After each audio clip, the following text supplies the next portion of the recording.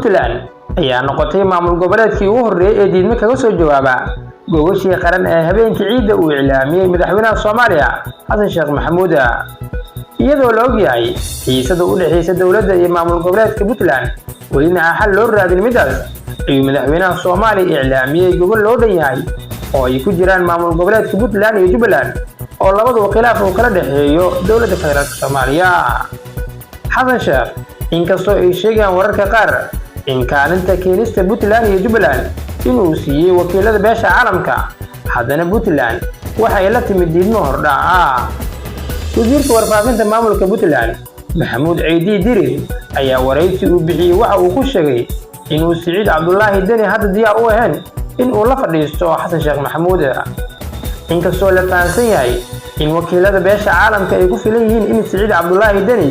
in ay keenaan shirka soo socda haddana wasiir Dirir waxa uu sheegay inuu Deni maanta uu hogaaminayo dagaalka lagu jiro kooxda Daacish ee buuraha Calmiskaad oo ku mashquulsan yahay Siciid Deni qaybinta rasaas tuuta iyo daaweynta dhaawacyada inta ay dagaalkaasi ka soo jeedsanayaan waxa uu sheegay inay rabeen in ay la hadlaan Xasan Sheekh Maxamuud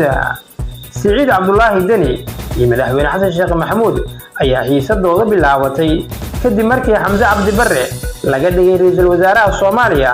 iyada oo Siciid Cabdullaahi Deni rajeynaya in isaga loo magacaabi doono Puntland waxa ay sheegtay in arrimaha federaalka ay u soo joogsanayaan marka uu dhamaado madaxweynaha madaxweynaha Xasan Sheekh Maxamuud inkastoo ay ka harsan tahay ama ay ka dhiman tahay hal sano iyo hal bil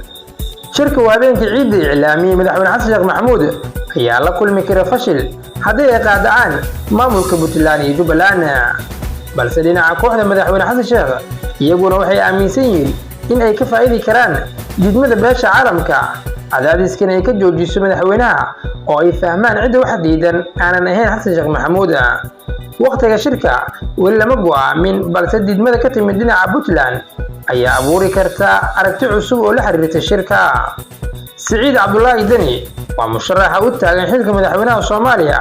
waxa uuna maalin walba qaataa tilaabooyin diidmo halka uu xaaladaha qaar uu ka muujin lahaa tanaasul si uu dad badan oo Soomaali u kasbado dhinaca maamulka Jubbaland Axmed Maxamed Islaam ayaa soo dhaweeyay gogosha qaran ee uu ku dhawaaqay madaxweyne Xasan Sheekh sida uu Axmed Madow ku imaan karo shirka soo socda gaar ahaan haddii ay goobtu ay noqoto Muqdisho ayaa weli laga doodayaa walow ay sahlanaan karto haddii ay beesha caalamka damaanad qaasiiso ama waqtiga shirka ka hor la xalliyo xiisada u dhaxaysa isaga iyo dowladda federaalka haddaba sidee u aragtaa adiga